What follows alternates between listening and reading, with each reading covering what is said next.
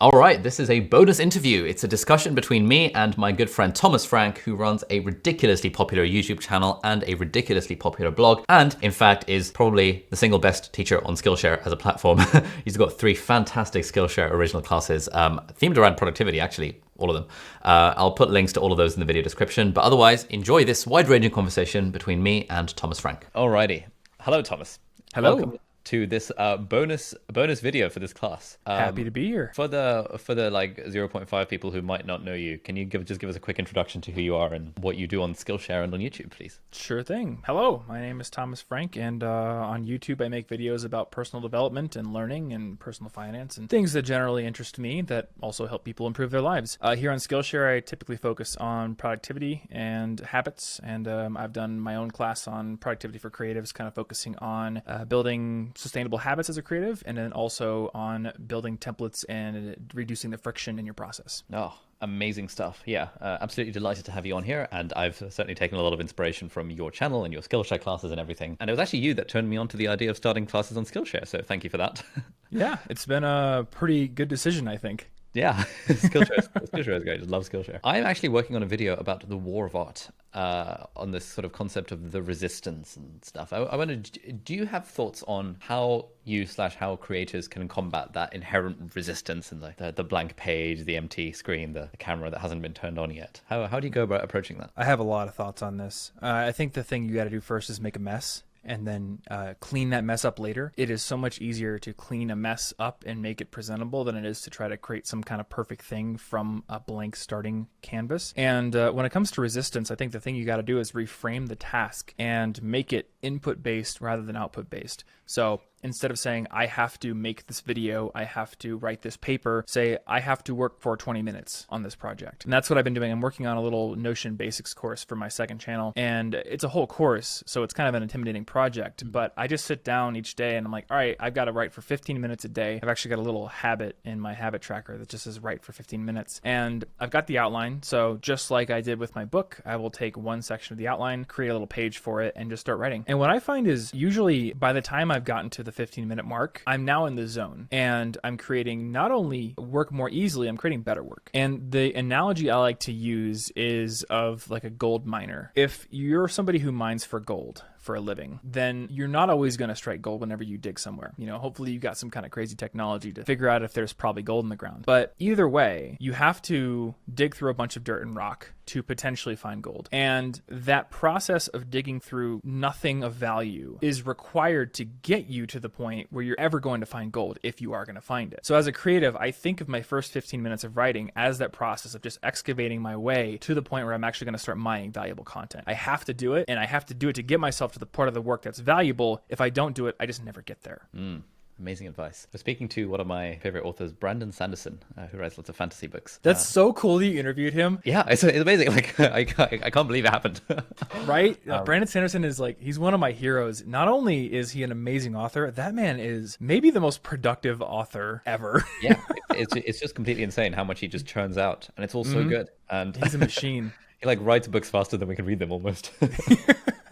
And I love it. One thing I should let you continue, but I just love his progress tracker. Yeah. On his website. It's so cool. It's very create in public without having to reveal the plot. 2 things about our mutual friend, Brandon. One is that he also very much subscribes to this sort of gold mining excavation thing where he says that it takes him like literally an hour to get into the right state to actually be writing good stuff. And he knows that he therefore needs like a 4-hour chunk of time to do his writing. And he has 2 of those 4-hour chunks each day. But also interestingly, like he says that he motivates himself to write by tracking his word count on a spreadsheet. And he loves seeing the numbers go up, and he kind of turns it into a little game. And I think that's very interesting because I think a lot of people do this thing of sort of manufacturing ways to make the creative process more fun so that they're more likely to actually do it. I wonder if you do anything along those lines. I'm trying to think if I do anything like that. I do like to check my word count in Notion, but I haven't actually tracked that kind of thing. I have always been more on the stick side than on the carrot side. Okay. So when I'm like, I need to be more consistent with my creative work, my first thought isn't, ooh, let me track my word counts so I can see it in a spreadsheet, which maybe I should do. For me, it's been like, okay, let me go on Beeminder and set a goal that will like charge me money if I don't hit it. Or I'll use Habitica, and I guess Habitica does have some rewards built in. it's a whole RPG-ish kind of thing. So you get armors and weapons, things like that. But the thing that has always motivated me the most is the fear of taking damage if I don't do my habits or breaking the streak. So I don't know if there's probably some like weird psychological diagnosis you could give me, but I'm very motivated by fear of consequences that I set up more than I am with like little things that make it more enjoyable. I have done the spreadsheet for reading challenges in the past. A few years ago, I was like, I want to read more nonfiction. So I had a spreadsheet where I would track how many words or how many pages I read in a day. And I think I had to do 25 pages a day. But I also had a bet with my friend Martin that I would give him $100 if I failed it. So, So you got the I don't stick know as why well. my brain just gravitates towards like, put the sword of Damocles above myself. Yeah, man. So if we imagine sort of back when you first started College Info Geek, because I imagine most of the people watching this, they sort of like want to become creatives, but aren't really necessarily there yet. I guess it's easy to make a YouTube video when you have in your case, 2 million plus subscribers waiting to see it. How did you motivate yourself to do this sort of stuff in the early days where you were starting from zero? I think it was easier to motivate myself in the early days. The only thing that really kept me from making videos when I was a blogger and just did written content was the thought that I didn't have the gear required to make a good enough video. And I think that I was wrong back then, and you can throw a rock and hit a YouTube creator with 1 million subscribers now who has spent less than like $300 on their audio and video gear. We've got a number of people in Standard who are using like the $80 Blue Yeti mic, and they don't even go on camera. So that's literally all they're using. I found out that Evan from Polymatter, he has these great animated videos. He animates them in ScreenFlow, which is like I think it's a $90 program. He didn't even use After Effects. Wow.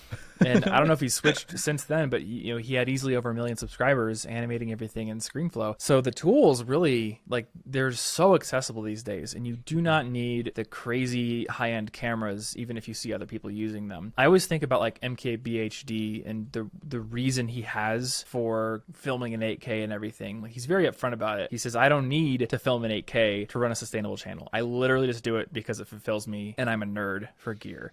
And that's what I am. Like, anything I do that's kind of crazy over the top, it's because I'm a nerd about it. It doesn't really need to be that way. I think you're a testament to that. Your videos do better than mine these days, and you're not, doing crazy jib moves and, Oh man, and I'm buying flabbergasted cinema by the amount of cameras. effort you put into camera movement. I think I just don't have enough space for all the gear that you have. You've got your Though I am green thinking screen. about like, okay, how could I do this stuff in less space so I can maybe live in a denser place someday? So when I was getting into it, there was just much more intrinsic motivation. And that's actually something people don't think about when they're looking at bigger creators. Maybe you feel this as well. There's something in psychology called the overjustification effect, where an external reward, when it's given to you regularly for doing something that you had intrinsic motivation to do in the past, it actually decreases that intrinsic motivation. It's well documented in psychology across anything. So if you take someone who loves to make videos just for the craft of it, and now you start paying them, it's almost unavoidable. They're going to start losing a little bit of that intrinsic motivation. So as a larger creator, I actually have to work harder to motivate myself to make a video than I used to when I had 200 subscribers. And I do that by constantly pushing myself to learn new techniques that I know aren't necessary for, the financial health of my channel. When I was starting, it was like, ooh, I just want to make this video. Let's do it. And, if it was crappier production-wise, it didn't matter. Yeah, there's something really interesting that I noticed with my own motivation. After joining Standard, where suddenly I was getting sort of decent money for sponsored videos, suddenly I found myself like almost thinking of it as work. Like, oh God, I've got a sponsored video deadline tomorrow. And it's so weird because you would think that when you're being paid like, ungodly amounts of money, like relative to anything reasonable for like a YouTube video, it would make you want to do it more. And the other thing I noticed was when I took a break from medicine and suddenly became a full-time YouTuber, now YouTube was my job, and that changed something in my head that made me procrastinate even more when making videos. I don't know if you've had that at all. I definitely did. Actually, the first taste I had of this came in college. Before College Info Geek was really my job, I had this thought that, I'm so busy. I have a full class load. I have 2 part-time jobs. I'm in clubs, all this stuff. I'm just going to quit I'm going to quit both jobs. I'm going to take the minimum amount of credits required, and I'm going to dedicate every free hour I have to building this website. And the semester I did that, I published fewer articles than I did in any other semester. Yeah. And I spent a lot of time playing video games. So what I learned is the compression actually really helps when you're just like, oh, let me just make all this time for me to work. A lot of times, especially if you've been affected by reaping material rewards, a lot of times you just will let your work expand to fill that time through procrastination or perfectionism or whatever it is. Yeah, like these days I find that if I give myself a whole day to film a video, it will take the whole day to film the video. Whereas back in the day when I would give myself an hour in the evening when I got home from work to film the video, it would take an hour to film the video. Yeah. And it's just like such a good example of Parkinson's law in action. I'm terrible about it, man. Yeah. I am terrible about it. And I will convince myself, I'll like come across some little rabbit hole thing that wouldn't matter and I'll convince myself it's needed. So, Yeah. which I think that's something you're pretty good at, is like just getting it out there and getting it done. And that you've been kind of preaching like the value of quantity and the value of frequency on your social media videos. And it's something I constantly need to remind myself of, because I'm sitting here like, still trying to do my investing video, and I'm like, oh well, I need to be knowledgeable about this esoteric covariance relationship between emerging markets and the domestic markets. No, I don't. I really, really don't. And nobody needs to even hear about that. If I put it in my video, it'll probably hurt the video. And if it was like, hey, that's due tomorrow, just get it done, then I wouldn't even think about it. Yeah, I was talking to Devin from Legal Eagle, our mutual friend, for an interview for my YouTuber course, and he was joking about your like in sort of when it comes to Notion, like how deep you go on the topics to a level where most of the audience probably won't care. But I sort of think of it like kind of how Marquez goes deep on the camera things, even though like really no one cares. Is that how you approach the Notion thing? It feels like your bar for quality is like really, really high. What's the thought process behind that? I'm just fascinated by the details, and I'm very bad at realizing that most other people aren't. So when I come across a detail, or when I come across the ability to create a complex system, it's very fascinating to me, and I just tend to go down that rabbit hole and then convince myself, oh, this is necessary, which is probably a weakness when it comes to creating like content that is easily consumable by a big audience. But that's just sort of how my brain works. Yeah, I guess it's just that relationship between, I think you do a really good job of going deep. And every time I watch one of your videos, I think, damn, I need to go deeper at my stuff. I feel like I skirt the surface level, and then in a way I feel dirty about it, because it's also a curse, because I intrinsically feel like if I make a really basic video, people are going to be like, duh, this is obvious. I remember when I made my first Skillshare course, I felt really guilty, because I'm like, okay, what I'm basically saying is use a calendar, use a to-do list, use a note-taking system, and use a file management system. And I'm talking about like, how to use each one for 5 minutes. And, I put it out there and I'm like, this is not detailed enough. People are not going to want to pay for this unless I'm talking about like crazy templating systems that automatically propagate across your whole system. And all the feedback was, whoa, I need to use a calendar. Dang, dude, thanks. Recurring events? Oh, I didn't know about that. Like, and I have to realize, like, I've been doing this for 10 years. So anything that sparks a bit of interest for me is just, it's too detailed. If I'm trying to communicate to an audience who hasn't really gotten into this stuff before, I should probably put that on my wall. Yeah. I've got Austin Kleon's book, Show Your Work, right like on my desk at all times, where he basically talks about the curse of the expert and how we should embrace the fact that we can be beginners in a thing, and our audience probably is also beginners in the thing. One thing that I have done, I started doing this a couple of years ago, is if I have like an aha moment in something I'm a beginner in, I'll write it down. Oh. So like for my Notion course, earlier on in my Notion journey, I just had a little list of like aha moments, because I figured by the time I get this thing out, it's going to be to the point where really advanced workflows, I'm just going to get used to them because I've been using it for so long. And then I won't think like, okay, I should build this into an aha moment into the course, like kind of hype it up a little bit, or, come along on the journey with the user as they realize, oh, you can do this cool thing. And it, like you said, it's the curse of the expert, where you've been doing it for so long, it feels like breathing.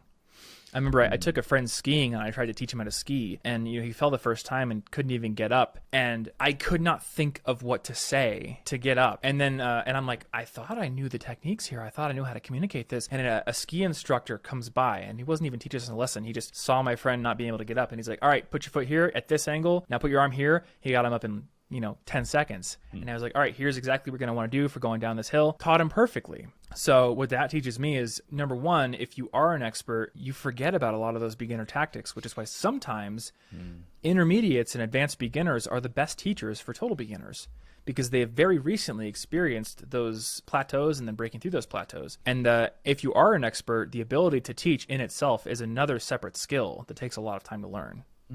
Absolutely. Yeah, there's a quote that a friend of mine said once, which is that you've got to remember that 98% of every market is complete beginners. And when I was doing my kind of YouTuber Academy course thing, I initially was aiming it at like intermediate YouTube, sort of people with sort of 50K to 500K subscribers who wanted to expand their empire and hire a team and create systems for templatizing and repurposing their content. And then we got people in, and 99% of them had fewer than 10 videos. And I was just like, well, Really? okay, we really need to change. Like, I had a very different idea. And I almost felt bad because I was like, oh, I'm really worried. Like, the stuff I'm saying is so obvious. But I'd be seeing in the Zoom chat people like, oh my God, this is mind blowing. Like, the stuff that we take for granted as people who've been doing it for a while is the stuff that we should be teaching other beginners. Did you ever have moments like where you see messages like that and remember having those realizations yourself earlier in your journey? Yes. Yeah, absolutely. I imagine you've had that feeling as well. I definitely get that as well. Yeah. When you have the concrete example in front of you, it's much easier to remember, oh yeah, there was a time where I didn't know that either. And it was super cool when I discovered it. Yeah. It's like, like on the YouTube front, it was only about like 2 years into my YouTube journey that I just stumbled across the piece of advice that think about the title before you make the video. My mind complete. Oh my God, this changes the game. Of course, you should think about the title before filming. I'm still the video. really bad at that. Yeah. Like, it's a huge weakness for me. I'll be reading a book and I'm like, I have to make a video about this idea. Okay, what's the title? Yeah, it's a constant struggle. I wonder if we could talk a little bit about templatizing.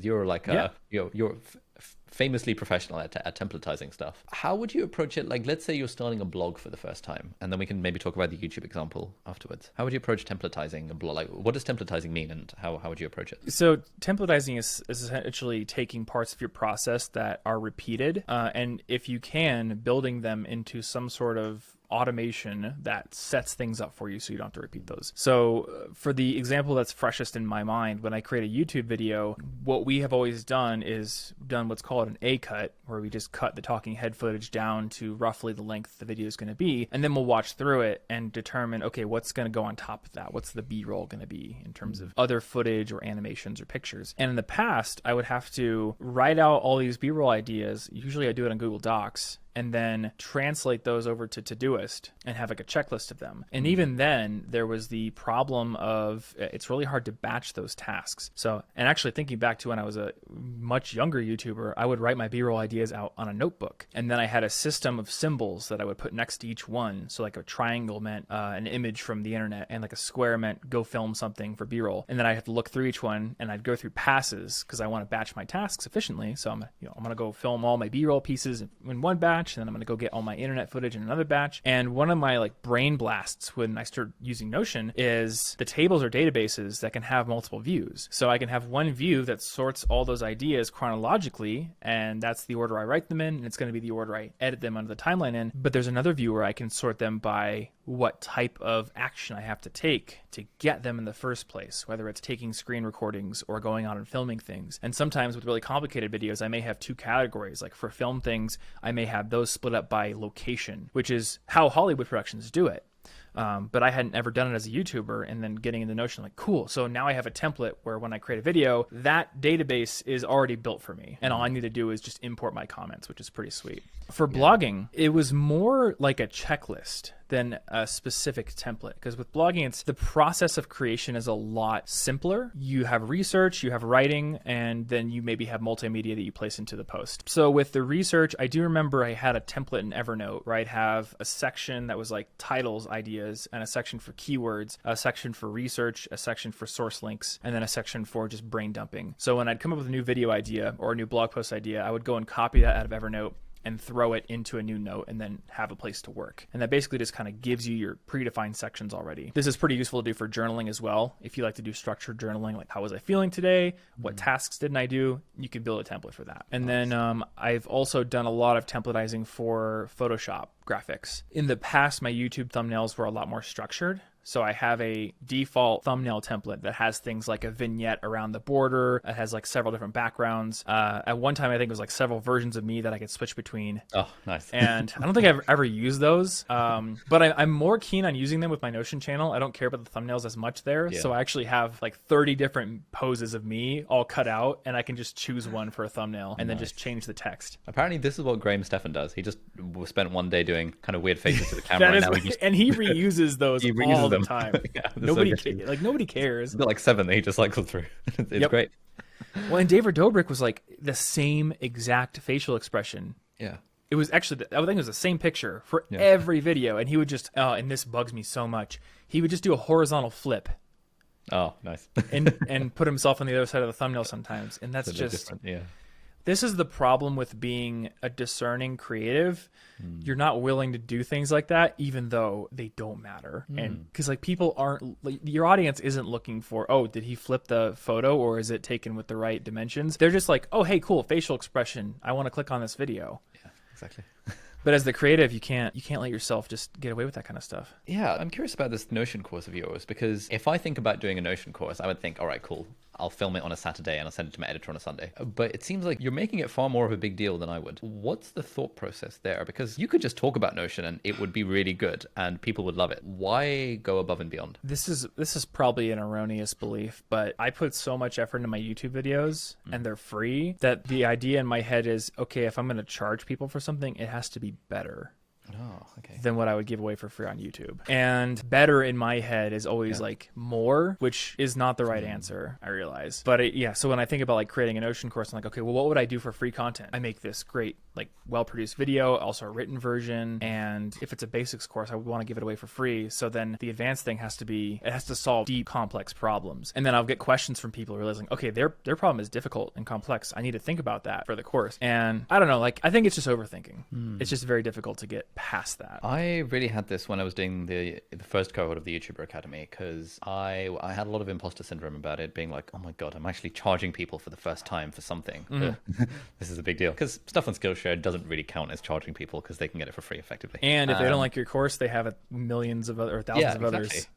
It's Whereas like, and they're on a free trial half the time. Yeah, when you're charging real money for something, I had a sense of like, right, I need to jam as much content as I possibly can so that no one will ever think, oh my god, this is not worth the money. By like week 1.5 out of the 4-week course, people were like, oh my god, this is an overwhelming amount of content. And I realized, oh crap, like maybe I'm not doing these people a service by piling everything I know into this sort of 1 hour chunks. Yeah. And this time we've like done the same content over 6 weeks instead, just to give more time and like reducing the workload, the amount of it. And I still feel weird about it. And I'm like, okay, well, there's bonus videos here and here and here. No one watches the bonus videos. They're just like, oh, this is a good session. Really? Like this constant battle between like, I want to give people a fire hose of content, but that's not what they want, and also not what they need. So I keep on having to fight with myself about it. Yeah, I think I just need more people telling me stuff like that, just hammering into my head. And I know this from a consumer standpoint as well. I took Samurai Guitarist's course. I think it's called The Rudiments of Guitar Music Theory. And it was $100. And like, I've read books on music theory before. So I kind of know, what you would probably learn in like a first semester music theory class at a college. What he covers is probably like the first week. It's intervals and the notes on the scale for like translated to the guitar fretboard and triads. That's it. It's like 7 videos, I think. And I remember going away from that thinking, man, I'm really glad I bought that because I now understand the notes on my guitar fretboard. And it was like the perfect amount of practice work for me to do. And I think if I would have paid $100 and then, logged in to see 90 videos and 500 worksheets, I would have just been overwhelmed. This sounds like a good course. I need one of those. I've been playing guitar since like 2014, and I've never learned the notes on the fretboard. So I just keep on thinking, I need to get around to this. I was watching Justin Guitar's YouTube channel, and I discovered the concept of, because I can play triads on the piano, but like I was like, oh shit, triads are a thing on the guitar as well. I need to sign up to this Samurai course.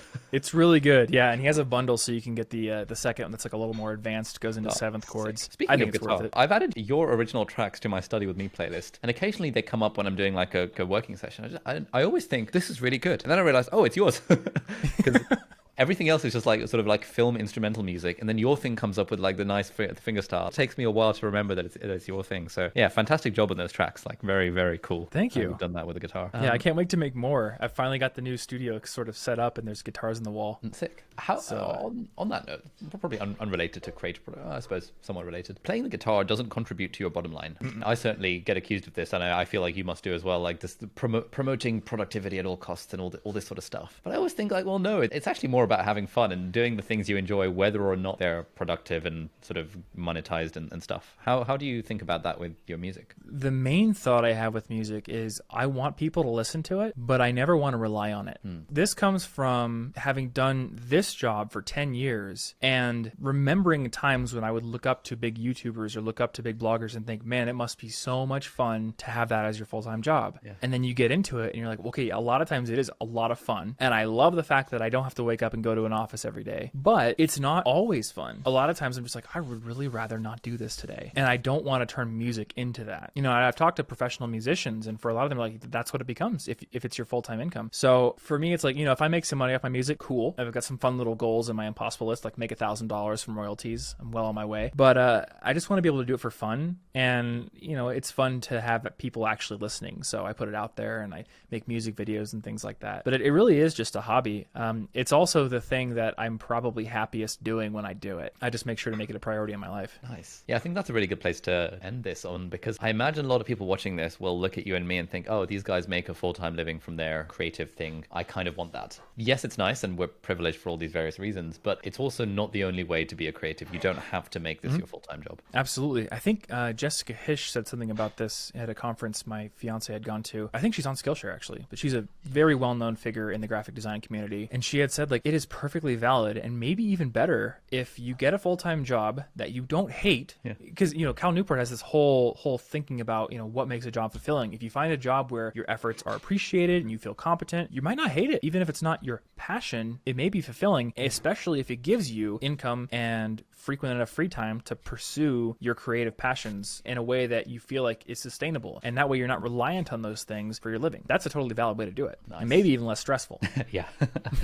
I guess what we're saying is, if you're watching this and you're thinking of starting your creative journey, don't be held back by the thought that you have to make it a full-time thing. It's totally legit to have fun along the way. Maybe you'll make some money off it, but it's actually kind of preferable if you're not reliant on your art for your living. I'm actually curious, when you got into content creation, did you intend to make money? I wanted to make money, but I didn't want it to be my only source of income. I think Okay. I view monetizing stuff as another layer of fun on top of it.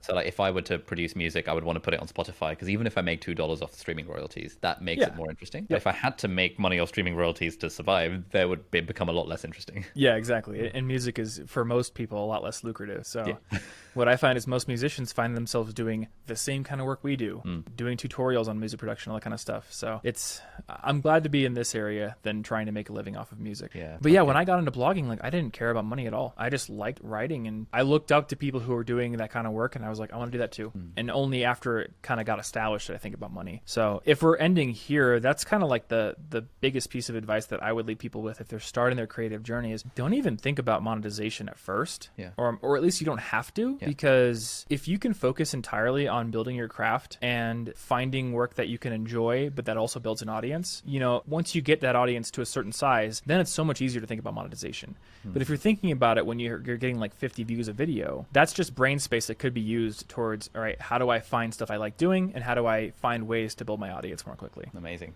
Great place to end this. Thomas, thank you very much for joining this bonus session, and we'll put links to your Skillshare class and your YouTube channel and all your things in the projects and resources section down below. I think that's what it's called these days. I think so, yeah. Cool. Thanks for having me, Ali. Thanks for coming on.